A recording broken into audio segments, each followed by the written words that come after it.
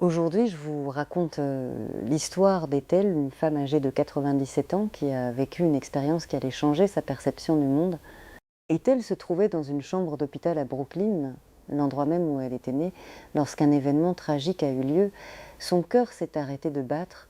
Dans ce moment critique, elle a ressenti une froideur envahir la pièce, comme si la vie l'abandonnait lentement. Elle a senti une pression massive dans sa poitrine, une sensation anormale qu'elle n'avait jamais vécue auparavant malgré ses précédents problèmes de santé. Elle a tenté d'atteindre son téléphone sur la table de nuit, mais son corps ne lui obéissait plus. Elle s'est alors demandé si c'était vraiment la fin, si elle allait quitter ce monde. Tout à coup, son esprit a été projeté hors de son propre corps et elle a eu la révélation stupéfiante de voir son corps inanimé sur ce lit d'hôpital. Elle s'est vue comme une petite vieille femme à sa place, ses mains croisées sur la poitrine, et un sentiment de tristesse la submergeait alors qu'elle réalisait tout ce qu'elle laissait derrière elle. Mais dans cette expérience de mort imminente, la lumière est apparue.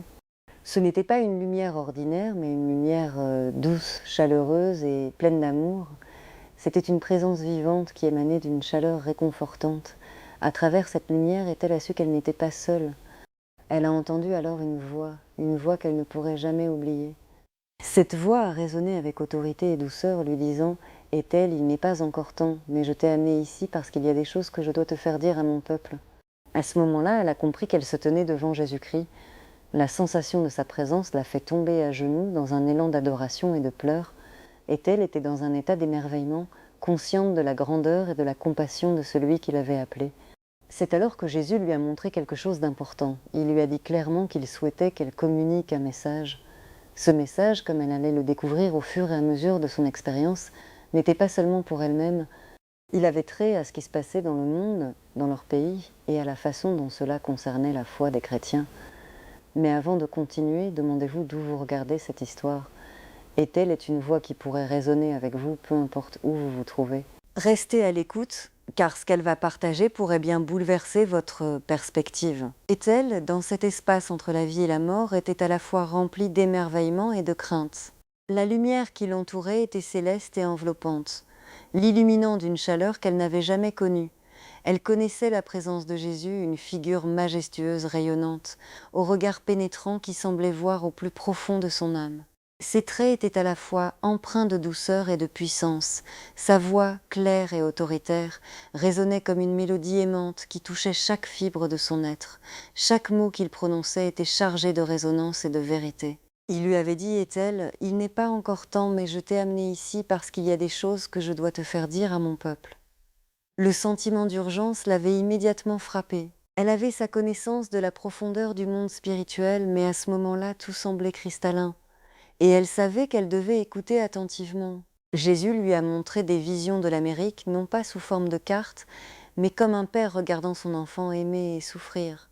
Les images étaient vivantes, et Ethel ressentait chaque émotion qui l'accompagnait, la colère, la douleur, mais aussi l'espoir. Elle a vu des églises désertées, des gens divisés, s'entre-déchirant avec des mots durs, au lieu de se tourner vers la prière. Un profond chagrin l'a envahie alors qu'elle réalisait que son propre peuple était en train de se battre, oubliant la vraie bataille qui devait être livrée. Le langage de la division était devenu leur champ de guerre. « Ma Église a oublié que la bataille n'est pas contre la chair et le sang », avait déclaré Jésus avec un regard de compassion. C'était une vérité qu'elle ne pouvait ignorer car elle savait qu'elle avait elle-même été prise dans ces luttes. Ethel se souvint des disputes sur la politique, des conversations amères avec sa propre famille, et chaque mot prononcé auparavant lui revenait maintenant comme une résonance d'échec. Elle avait alors ressenti un mélange de honte et de libération, car ces révélations n'étaient pas teintées de jugement mais plutôt de compréhension. Mon peuple doit se réveiller, avait-il continué, et elle comprenait maintenant le désespoir qui l'habitait. C'était une mission, une voyante responsabilité qui lui était donnée et qu'elle ne pouvait ignorer. En un instant, la scène avait basculé et Ethel se trouvait maintenant à un carrefour, une vision de ce que l'avenir pouvait être. D'un côté se tenait l'obscurité patiente et silencieuse, un nuage pesant de désespoir. De l'autre, une lumière vacillante, faible mais tenace, qui luttait pour briller face à la tempête. Elle savait que cette lumière représentait l'Église, le peuple de Dieu, et que sa fragilité venait du manque de prière, du délaissement de la communion spirituelle. « Dis-leur, Ethel, avait murmuré Jésus avec passion, qu'il y a encore du temps, mais que la fenêtre n'est pas ouverte pour toujours. Les paroles de Jésus résonnaient comme un appel à l'action, soulignant l'urgence de la prière et de l'unité. Ethel se trouvait elle-même au milieu de cette révélation et ne pouvait s'empêcher de pleurer pour chaque division, chaque cœur brisé. La douleur de la séparation était vivante, presque tangible. Puis elle se souvint des chrétiens qui avaient abandonné l'Église, non pas parce qu'ils avaient abandonné la foi, mais parce qu'ils étaient épuisés par les combats internes. « Mes brebis sont dispersées, non par des loups, par les autres, avait dit Jésus, la tristesse tintant sa voix. Ethel avait su alors qu'elle n'était pas seule dans son chagrin. Des milliers d'autres ressentaient cette lassitude, et Jésus les voyait tous. Elle avait imploré son pardon pour n'avoir pas toujours été un témoin fidèle, et avait prié pour ceux qui avaient été blessés, pour ceux qui avaient perdu leur chemin à cause des querelles internes. Chaque image que Jésus lui révélait était une invitation à retourner à la prière, à ce que Paul avait écrit « Les armes de notre lutte ne sont pas charnelles ». Le moment qui suivait était sans précédent. Il lui montrait des églises, grandes, petites, de toute origine, en unité, illuminées par la prière collective. Ethel avait vu la force qui émanait d'eux, une lumière ardente et vive, qui repoussait les ténèbres. C'était ce qu'elle avait toujours cru, et maintenant elle en avait la confirmation. Tout à coup, elle a ressenti un tiraillement, un besoin pressant de revenir à son corps, à sa réalité terrestre. Elle savait que cette expérience devait être transmise. Quand tout s'est estompé, elle s'est retrouvée à l'hôpital, la légèreté de l'âme transposée dans le poids du corps. Avant même d'appeler une infirmière, elle a prié. Chaque mot était un cri du cœur, un message pour le monde, une promesse de porter ce qu'elle avait vu et ressenti. La profondeur de cette expérience vivante et l'urgence du message d'avoir une Église unie dans l'amour et la prière lui revenait alors. Elle avait traité avec sa propre vie ses propres erreurs, mais elle savait qu'aucun jugement ne l'attendait.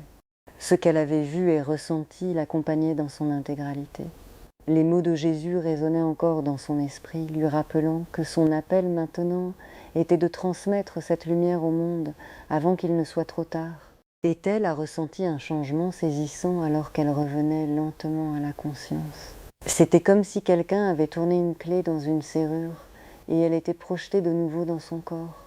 Cette sensation de retour était intensément tangible et marquée par un mélange de soulagement et d'urgence. Elle avait compris que ce n'était pas simplement un retour à la vie, mais un appel à une mission. Jésus lui avait clairement dit qu'il y avait des choses à communiquer à son peuple, un message qui devait être porté au monde. Dès son réveil dans la chambre d'hôpital, Ethel savait qu'elle n'était plus la même. Les infirmières, étonnées par sa vivacité d'esprit et l'absence de dommages cérébraux après avoir arrêté son cœur pendant près de 4 minutes, la considéraient comme un miracle. Mais elle savait que tout cela était l'œuvre de Dieu. Lorsqu'on lui demandait comment elle se sentait, elle répondait avec une sagesse accrue et une détermination profonde. La vie lui semblait à la fois précieuse et éphémère, et elle avait soif de l'utiliser pour partager l'amour de Dieu. Les changements dans sa vie étaient concrets. Elle fréquenta à nouveau son église avec une ferveur renouvelée. Au lieu de se laisser happer par les divisions qui minaient son entourage, elle commença à prier encore plus ardemment pour l'unité et la guérison de son peuple. Ses interactions avec sa famille prirent un tournant radical. Les disputes sur des sujets futiles disparurent, et elle chercha à écouter et à comprendre ceux qui, auparavant, l'avaient héritée. Elle ne voulait pas que les vieilles rancunes érodent ses relations. L'expérience avait tout réorienté. La peur de la mort avait quitté son cœur, remplacée par une paix profonde. Elle savait maintenant que la mort n'était pas une fin, mais un passage vers quelque chose de plus grand. Avec cette nouvelle perspective, elle comprit que les disputes et les batailles politiques n'avaient pas d'importance face à la véritable mission de l'Église. La véritable lutte, elle l'avait apprise, se livrait dans le champ spirituel, par la prière, par l'intercession et par l'amour. Ethel savait que la créativité divine se manifestait dans chaque coin de ce monde, même dans les moments les plus troublés. L'angoisse qu'elle avait ressentie auparavant s'était dissipée, libérant un espace pour un nouveau sens de responsabilité. Elle se posa la question, comment pouvait-elle apporter cette lumière à ceux qui l'entouraient? Comment pouvait-elle encourager les autres à se reconnecter à leur foi? C'était devenu sa priorité, et chaque jour elle se levait tôt pour prier, pour demander à Dieu de lui montrer comment être un canal de son amour. Elle partageait son témoignage, non pas comme une simple anecdote, mais comme un appel, un encouragement à chaque chrétien. Elle savait que beaucoup se sentaient perdus et elle leur disait « Ne perdez pas espoir, Dieu ne nous a pas abandonnés ». Ce message était d'une importance capitale, car elle avait vu de ses propres yeux que, même au milieu de l'obscurité, une lumière vacillante pouvait briller avec force si elle était nourrie par la foi et la prière. Et-elle invitait ses auditeurs à réfléchir à leur propre vie spirituelle?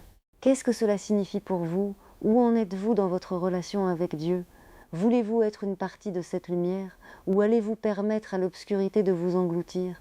Elle appelait les croyants à se rassembler, à prier non seulement pour leur propre situation, mais pour le bien-être de leur pays, pour l'unité de son peuple et pour la guérison de ceux qui ont été séparés par la haine et la division. À la fin, est-elle exhortait chacun à partager son message. Ce n'est pas à propos de moi, mais à propos de nous en tant que communauté. Dieu a un plan pour chacun d'entre nous, et nous devons être prêts à le suivre. Elle était convaincue que Dieu continuait d'agir, qu'il n'avait pas fini avec l'Amérique, ni avec le monde. Sa croyance était renforcée. Dieu avait ouvert un chemin pour elle, et maintenant elle devait aider les autres à le trouver aussi. Et-elle a terminé en disant « Priez pour ce pays, priez pour l'Église, et souvenez-vous que peu importe d'où vous venez ou ce que vous avez traversé, Dieu vous voit et vous aime. Il n'est pas fini avec vous, et vous avez encore du temps pour faire la différence. » Son message résonnait comme un véritable cri de cœur, un appel à l'amour, à la prière et à l'harmonisation des âmes. Dieu voit et entend les cœurs des personnes et il est toujours prêt à les accueillir, à les aimer et à les guider vers la lumière.